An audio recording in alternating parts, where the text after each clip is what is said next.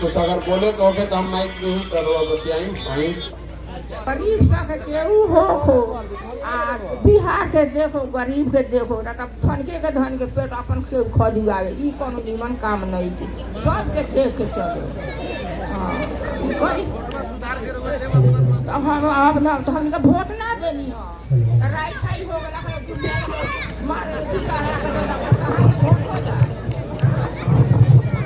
ठीक बा। अगर राव आदेश हो तो बोली। अब हम बोली जी। नमस्कार।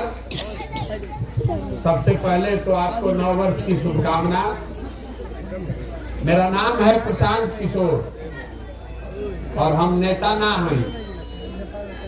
हरवा से वोट मांगे नहीं की आई। हम नेता ना हैं, वोट मांगे नहीं की आई। पैदल चलता नहीं। संकल्प ले ले बानी कि पूरा बिहार में गांव देहात शहर पंचायत पैदले चल के जाए। पूरा बिहार के सब गांव शहर पंचायत घूमे में करीब 5000 किलोमीटर पैदल चले पड़े। अभी 90-95 दिन से चलत अभी 2 जिला भइल। पश्चिम चंपारण घूमनी, शिवहर घूमनी, राउर जिला पूर्वी चंपारण घूमता। अभी 10 दिन और रह गाँवे गाँवे हम काहे घूमता नहीं पैदल। हमारा पैदल चले से राउर गरीबी तो दूर होई ना। हमारा पैदल चले से राउर सड़क ना बनी, राउर नाली गली के दशा ना सुधरी, राउर लड़कन के पढ़े के व्यवस्था ना हो जाए, राउर यूरिया 277 में ना मिले लगी, आपके फसल का दाम नहीं मिलेगा, आपके बच्चे के पढ़ने का व्यवस्था नहीं होगा, आपके लिए अस्पताल नहीं बनेगा। अब वोट हम मांगत नहीं की आखिर पैदल चलत काहे के बानी।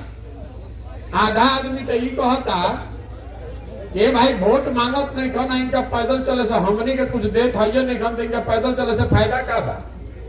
तो हम रवा के बतावे आइल बानी कि काहे पैदल चलत है। देखिए हमनी के जो राज्य बा बिहार, आज से 40-50 साल पहले भी देश का सबसे गरीब और पिछड़ा राज्य था। और आज 40-50 वर्ष के बाद भी आदमी के उम्र बीत गई, वोट दे आज भी देश का सबसे गरीब, सबसे पिछड़ा, सबसे ज्यादा अशिक्षित, सबसे ज्यादा भूखमरी और बेरोजगारी वाला राज्य बिहार ही है। कि दशा सुधरत नहीं थे। इतना दिन से वोट देनी, इतना नेता जे आवता ये कहता कि हमारा के वोट देना तो अब के लिए ठीक कह दे। वोट दे उम्र बीत गई। पहले रवा कांग्रेस के देनी, फिर 15 वर्ष तक लालू जी के दियाई, अब 17 वर्ष से नीतीश कुमार जी पर भी दाव लागल बा। दिल्ली में मोदी जी के भी बैठा के देख लेनी जा। बिहार के लड़कन के दुर्गति गरीबी खत्म नहीं हो। जैसे पुराना रोग होला शरीर में पकड़ में ही नहीं आवत कि भाई रोग बा का। तो हम चलल बानी गाँवे गाँव घूमत, लोग से मिलतानी, बात करतानी बैठ के कि आखिर समस्या बा का। काहे आदमी इतना तकलीफ में बाड़न, इतना भूखमरी, इतना बदहाली, इतना बेकारी। पूरा देश में दूसर राज्य सब कहां से कहां चल गए। हमनी का भी 1960 में जियता नहीं जा। आखिर दुर्गति बा का है कि समझे चलल बानी। और लेकिन हम तो चलता नहीं पैदल, तो हम समझो रउआ तो इजे रहता नहीं। रउआ तो पहले ही से मालूम बा कि रउआ का तकलीफ बा। आपको मालूम है कि आपका सड़क खराब है, नाली गली का हालत खराब है, आपके बच्चों के लिए पढ़ने का जगह नहीं है, वो बीमार पड़ता नहीं तो अस्पताल नहीं खे, लड़कन के रोजगार नहीं खे, खेत में पानी नहीं खे पहुंचा, 2000 के धान 1500 में बेचता नहीं, 277 के यूरिया 700 में नहीं खे मिलो। कौनो ऐसा काम नहीं खे जो बिना भ्रष्टाचार के हो जाओ। रउआ तो सब पता बा।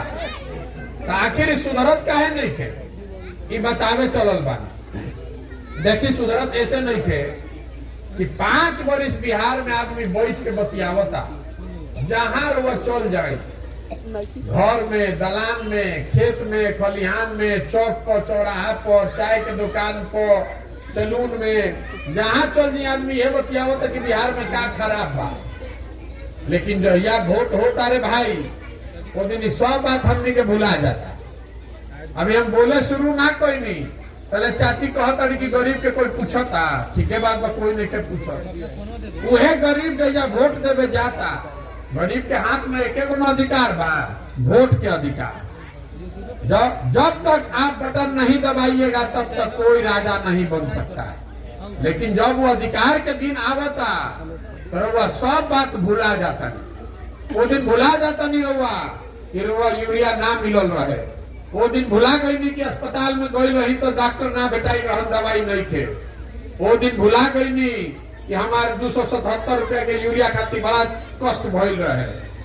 बिहार में चुनाव के दिन जनता के खाली 4 गो बात याद रहता। पहला बात आदमी के याद बा कि हमार जात का बा, अब चल अपना जात के खड़ा बा ओकरा के वोट दे दिया।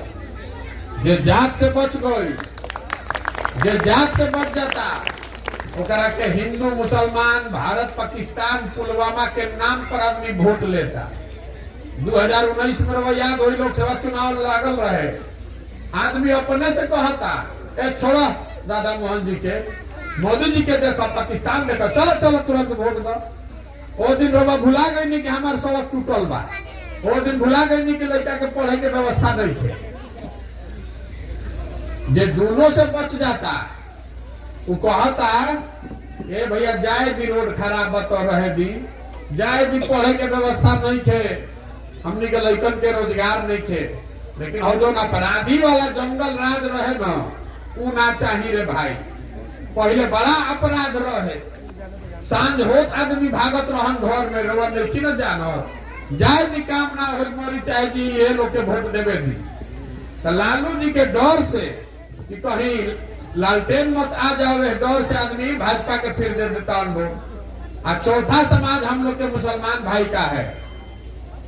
ये लोग कहता कि भैया भाजपा के तो नाना वोट दे सकी, भाजपा तो मुसलमान विरोधी पार्टी है। अब बिहार में 2 गो दल बा, एगो लालू जी के ललटेन, एगो मोदी जी के भाजपा। नीतीश कुमार के तो कोनो पते नहीं के, कभी ललटेन पकड़ के लटकी हम, कभी कमल के फूल पर बैठ के पवरी। तो मुसलमान भाई लोग कहता जब जाए दीजिए ही चाहे मोरी, भाजपा के दे ना सकी तो क्या बचल, ललटेन इनके के दबावो भैया, क्या कर जाए। रवा ईमानदारी से अपना दिल पर हाथ रख के बोली कि यही 4 चीज पर वोट देता नहीं ना, तो काहे के माथा पीटता, जहां जाता नहीं हो ए भैया हई नहीं थे, हम नहीं थे, तो काहे के माथा पीटता नहीं 5 बरिस। जब वोटवा यही 4 चीज पर देवे के बाद तो बतियावे खातिर आदमी कहता ए भैया ई सड़क नहीं के, गाली गली नहीं के, नाली नहीं, क्या फायदा। जैसे रउआ जान गए बनी, हम जान गए बनी, तो देखो जान गया है कि बिहार के जनता कतना बतिया ले, हंस के चाहे गा के, खिसिया के चाहे गरिया के, वोटवा तो हमरे के दिया जो हम कहा। तो काहे के काम करो भाई, काहे काम करो।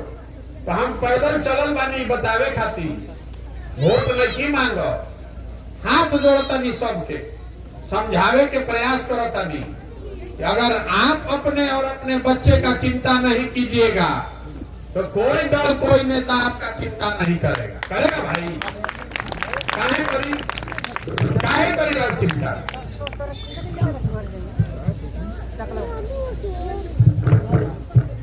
काहे राउर को चिंता कर, राउर लड़का के शरीर पर कपड़ा नहीं थे, आपका लड़का आधे पेट खाकर सो रहा है। राउर लड़का जो स्कूल में पढ़े जाता हो, जब पढ़ाई नहीं थे, वो पिलुआ वाला खिचड़ी बनाता, रउआ ओकर चिंते नहीं थे, तो ओकर चिंता हम करो, काहे करो भाई। जेकरे से दाई कहते कि भैया शिक्षा व्यवस्था बिहार में खराब बा, तो दानी अपना लड़कन के नाम पर बताई हमरा के शिक्षा खातिर कहिया वोट देले बानी रउआ, कभी दिए हैं वोट शिक्षा के लिए, तो काहे शिक्षा व्यवस्था सुधरेगा, कैसे सुधरेगा बताइए तो जरा। राउर लड़का जब पढ़ी ना, पिलुआ वाला खिचड़ी खाई, तो कलेक्टर बनी कि मजदूर बनी, मजदूर न बनी भाई। तो रउआ ओकर चिंता बा, रउआ ओकर चिंते नहीं थे, रउआ तो जात में अजुराइल बानी, धर्म में अजुराइल बानी, आ सोचता नहीं कि कोई आके सब ठीक कर दी, तो ठीक होने वाला नहीं है। आदमी हमरा कहता कि भैया रउआ आइल बानी ना, बड़ा होशियार बालन, प्रशांत किशोर ठीक कर दी। हम आपको कहने आए हैं, जे आवेला वो ये कहेला कि हमरा के वोट दे दो तो हम ठीक कर दे। हम आपको कहने आए हैं हमको वोट दीजिएगा तो कुछ नहीं सुधरेगा। जब तक आप नहीं सुधरिएगा, आप अपने बच्चे का चिंता नहीं कीजिएगा तो प्रशांत किशोर सुधार दिए। एगो प्रशांत किशोर आवस की 10 प्रशांत किशोर ये सुधरने वाला नहीं है। ऐसा वही 50 साल का रोग है, सुधर नहीं रहा है। राउर लड़का जवान लड़का चल गए सन मजदूरी करे, बैठा ना भाई, राउर लड़का मजदूरी करे चल गए जवान लड़का, हर घर से लड़का गई वाला सन मजदूरी करे। आपका घर का सामान चला गया मजदूरी करने। जिस लड़के को आप पेट काट काट के पाल पोस के बड़ा करते हैं, 20 बरिस 25 बरिस के हो गई तो ट्रेन में बस में जैसे भेड़ बकरी जाला सन वैसे जैसे जवान लड़का जाता सन पूरा देश में मजदूरी करे खाती। एक बार जो आपके घर का सामान काम करने चला गया, अब साल में एक के बार आवता 6 ठोट में तो वह भेंट होता, ना तो सालों भर वह मुंह देखे के नहीं के मिला। ये जो आदमी जाकर बाहर काम कर रहा है, लड़के जो काम कर रहे हैं, छोटा छोटा कमरा में आदमी रहता, 4 गो 5 गो 12 घंटा 14 घंटा में ओवर टाइम करता है कि 14,000 15,000 रुपया मिलो। पेट काटता है तो घर में 6,000 7,000 रुपया भेजता है कि अपना बाल बच्चा उसका खाना पीना खा सके। हमनी के आंखें नहीं के खुलल, इज्जत आदमी सब जाते में अजुराइल बा, सब धर्म में अजुराइल बा, तो कैसे सुधरी बताई। यही से वोट नहीं मांगल, यही से दल नहीं बनैले। आपन घर दुआर बाल बच्चा सब छोड़ के पैदल चलतानी, सबके हाथ जोड़तानी। अरे अपना नहीं तो कम से कम अपने बच्चों का चेहरा देखिए, नहीं तो जिस गरीबी जिस बदहाली में आपका हमारा जिंदगी बीता है, इसी गरीबी इसी बदहाली में आने वाले पीढ़ी और बच्चों का भी जिंदगी बदलेगा। कोई नहीं सुधार पाएगा, कोई सुधार पाई भैया। राउर लड़का देखी शरीर पर कपड़ा नहीं के ठंडा में बिना चप्पल के लड़का घूमता रहुआ चिंता होके के चाहिए ना भाई। आपको अपने बच्चे का चिंता ही नहीं है, तो नेता लड़का का चिंता करेगा कि बदले के चाहिए कि ना बदले के चाहिए। रहुआ सोचता नहीं कि कोनो नेता आ जाओ ठीक कर दे। जहां जे कुर्ता पजामा पहनल भेटा गई आदमी पकड़ लेता, ए भैया ही नौली बनवा दी, ए भैया ही तो हमारी इंदिरा आवास दिवा दी, ए भैया हमारा का अनाज दिवा दी। जनता मालिक है। गांधी जी ने, बाबा साहब अंबेडकर ने आपको अधिकार दिया है, जिसका बटन आप दबाइएगा वही राजा बनेगा। और नेताओं ने यहाँ बिहार के जनता को भिखारी बना दिया, मांगे के रुआ आदत लाग गई बा। जहां नेता लौको ले भैया ही दिवा दी। अरे आप जिस दिन अगर वोट ठीक दबाइएगा तो नेता ना आपसे मांगने आएगा कि भैया वोट दो हमरा के। तो जैया वोटवा देवे के होता उस दिन नशा में बानी, काहे वोट दिला वो भाई, ए भैया सब गाँव वाला देते रह तो हम दे देंगे, तो फिर काहे बाप बाप करत है। रोड पर चलता आदमी कहता कि भैया बड़ा महंगाई हो गई बा, सिलेंडर मिला तो 1250 के, 500 के डीएपी के दाम हो गए 1600, 35 रुपए के डीजल बेचा था 96 रुपया में, पेट्रोल 108 रुपए लीटर। तो हम रवा के कहता नहीं, ए भाई घरे घर से मोदी जी के वोट हमनी के देले बानी जा, तो सिलेंडर के पैसा पाकिस्तान के आदमी दी, हमनिए के देवे के पड़ी। जैसन वोट दे उहे परिणाम आई। बबूल के खेती करब तो आम कहां से खाई रे भाई। हमनी के गलती कैले बन जाता भोगल जी, हमनी के ये बतावे चलल बानी। खाली गावे से ना होई, खाली गावे से ना होई। संकल्प लीजिए कि अपने बच्चे को पढ़ने के लिए वोट देंगे। वोट ओकरा के न पढ़े के चाहिए जो हमनी के लड़कन के पढ़े के व्यवस्था करो। वोट उसको पढ़ना चाहिए कि जो आपके सामान को लाकर यहाँ पर नए लड़कों को रोजगार देता कि उसको बाहर नहीं जाना पड़े। वोट ओकरा के न पढ़े के चाहिए। तरवा तो खोजता नहीं कि हमारे जात के बा, धर्म के बा, पुलवामा के नाम पर वोट देता नहीं, चाइना के नाम पर वोट देता नहीं, तो सुधरे वाला बाई कभी। यही से चलता नहीं पैदल मनावता नहीं। हमारे लड़का तो अंग्रेजी स्कूल में पढ़ा था दिल्ली में, हमारा क्या फर्क पड़ता है ऐसे। आपका लड़का पढ़ रहा है यहाँ जहाँ पढ़ाई होते नहीं के। हमारे दादा मजदूर रहन, हमारे दादा मजदूर थे, बैलगाड़ी चलाते थे, पढ़ाए अपने बच्चा को, तब ना हमारे बाबूजी डॉक्टर बन गए। वो डॉक्टर बन गए तो हम पढ़ के जा देखिए से भाषण देता नहीं। आपका लड़का पढ़िए नहीं रहा है तो मजदूरे न बनेगा भाई। तो ये आपको चिंता होना चाहिए ना। हमने के पहले गांव में सुनत रही जा कि माई हमारे अनपढ़ रहे लेकिन ढिबरी लगा के बैठत रहे, लालटेन लगा के लड़का रात भर पढ़ो, और लड़का दिन भर घूमता और वो चिंते नहीं थे और सोचता नहीं कि कलेक्टर काहे ना उठे बन जाए। कैसे बन जाए कलेक्टर भाई, बिना पढ़ले बन जाये। अरे वो चिंता होके कोई ये में आदमी बता तो दो कि पढ़ाई खातिर एक आदमी कोई वोट दिले होके जेकरे से जाई वो बतिया बता ए भैया शिक्षा व्यवस्था बड़ा खराब बा। कहियो गई नहीं अरे स्कूल पे जाके धरना देनी है कि जब तक पढ़ाई ना हो तब तक ना उठो। गई नहीं है बात के कहे खातिर। नेता हमरा के ठग ले लस। अरे एक बार मरवा कोई ठगी, एक बार ठग सकता है, 2 बार ठग सकता है, कोई रवा के 5 बार 6 बार ठगता। एक मतलब का बा फिर खुदे ठगाए खातिर तैयार बैठल बानी आवर भैया ठग लो। तो अब क्या प्रशांत किशोर आई बड़ा हमू नारा लिख के ठग के निकल जाए। यही से दल नहीं बनावो। पहले समाज के जब तक बिहार के लोग नहीं जगेंगे, आप अपने और अपने बच्चों के भविष्य का चिंता नहीं कीजिएगा, तब तक कोई नहीं बिहार को सुधार पाएगा। लिख कर रखिए। आदमी कहता है भैया इतना बात बुझाता का कही जाओ कोनो विकल्प ना रहे। एगो रे नागनाथ एगो रे सांपनाथ जकरे के पकड़त नहीं जाओ वही काटता। जिसको वोट देते हैं वही खराब है। आप नया विकल्प बनाइए। तो हम आपको बताने आए हैं कि हमारे दल बनाने से विकल्प नहीं बनेगा। बिहार में दल कैसे बनेला, जे दल बनैलस वे हो गए दल के नेता। आइयो कह दिलस कि हमारा बात हो जाए ना हमारे बेटा आ कुल जाना तो लोग बिहार के आदमी झंडा लेके ढोआ जा। वो विकल्प नहीं है। विकल्प तब बनेगा जो बात महात्मा गांधी ने बताई। समाज के लोग सही लोग मिलकर अगर दल बनाएंगे तब विकल्प बनेगा। तो पदयात्रा इसलिए कर रहे हैं कि गांव देहात पंचायत शहर कस्बा से सही आदमी के ढूंढ के निकाली।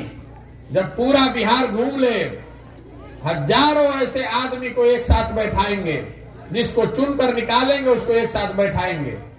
सब लोग मिल के तय करी कि दल बनावे के बाद तो बन जाए दल। दल बनाने में कितना देर लगता है, एक दिन में बन जाएगा।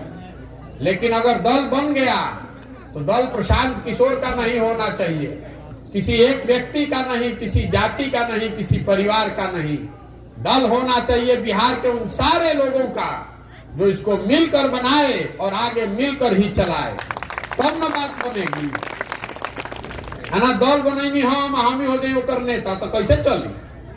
दल का नेता उस लड़के को, उस व्यक्ति को होना चाहिए जो बिहार का सबसे काबिल आदमी है और जिसको सब लोग मिलकर चुने कि ना भैया तू काबिल बड़ा 2 साल तू चला के दिखाओ। जो हम लोग के गरीबी को खत्म करे, बेरोजगारी भ्रष्टाचार को खत्म करे, उसको ना नेता बनना चाहिए।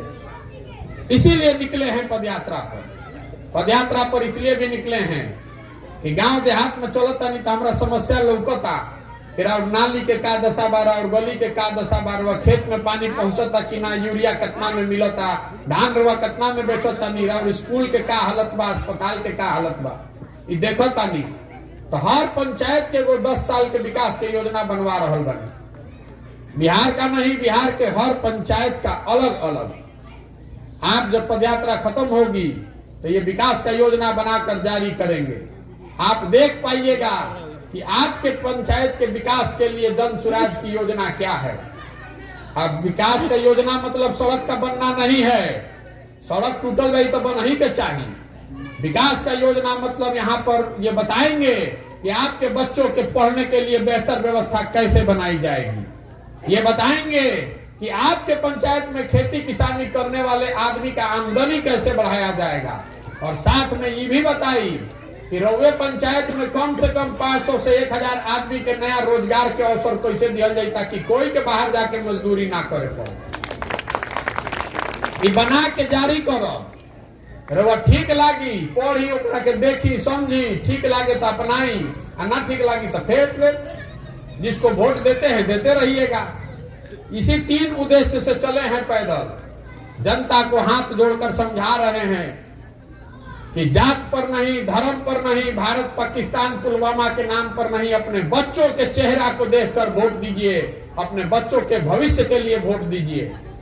दूसरा बात, फिर वह गलत आदमी के वोट ना देवे पड़ो, से सही आदमी का एक समूह बनाकर बढ़िया विकल्प दें। और तीसरा बात, जनता अगर सही आदमी को चुन भी दे तो योजना होना चाहिए कि बिहार को आगे कैसे बढ़ाया जाएगा।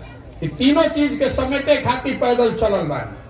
अब रउआ बताई, रउआ से सवाल पूछो तनी, सबके बतावे कि भाई देखी कैमरा लागल बा 4 गो, ऐसे लागल बा कि आदमी कहियन कि हमारे गांव में ताइले ना रह रउआ खाओ के सुतल ओकर बोरसी तापल थोबो तब कि कहा ही रहन के हमन प्रशांत किशोर। ये आपसे सवाल पूछेंगे, इसका जवाब देना है हाथ उठा के या मुंह से भी। पिछले 30-40 सालों में बिहार की जनता ने जिसको भी वोट दिया है, सब ने आपको, आपके बच्चों को ठगा है। बिहार की गरीबी, बदहाली, भ्रष्टाचार खत्म नहीं के हो। अब समय आ गया है कि बिहार की जनता गांधी जी के बताए हुए रास्ते पर चलकर मिलकर अपना विकल्प बनाए, जनता का विकल्प बनाए। आप बताइए कि जनता के मिल के अपन विकल्प बनावे चाहिए कि ना बनावे के चाहिए? सबके बोले के बनाना चाहिए कि नहीं बनाना चाहिए? बनाना चाहिए ना भाई। जाड़ा बता हाथ ना उठाई साल में से निकाल के, हम तो पैदल चलता नहीं। विकल्प बनना चाहिए। तो विकल्प बनी कैसे? आदमी कहता है कि भैया इतना बात तो बुझा गई, विकल्प बने के चाहिए, लेकिन हमनी के साधारण आदमी हमनी के कैसे लड़ल जाए? इतना बड़ा बड़ा दल है, नेता है, पैसा है, कहाँ से आएगा?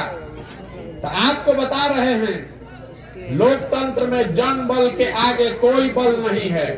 एक बार जनता खड़ी हो जाए, अपने और अपने बच्चों के लिए खड़ी हो जाए, तो आपके सामने कोई दल, कोई नेता टिकने वाला नहीं है। जितना एक बार खड़ा हो जाए, तो जितना आदमी हेलीकॉप्टर पर घूमता अनुकाल एक दिन में धरती पर आ गई है।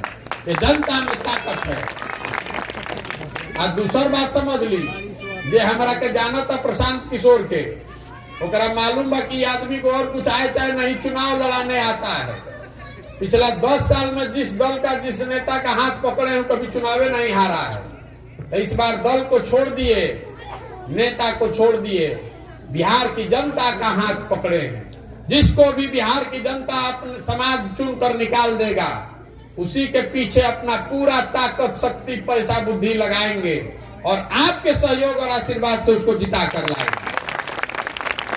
बिहार तब सुधरेगा जब हजारों अच्छे लड़के वार्ड सदस्य जीत कर आए, जब 5,000-6,000 अच्छा आदमी मुखिया बनो, जब सरपंच अच्छा आदमी बने, जब जिला परिषद में अच्छा आदमी जीत कर आए, जब 100-150 अच्छा आदमी विधायक बने, तब न बिहार सुधरी।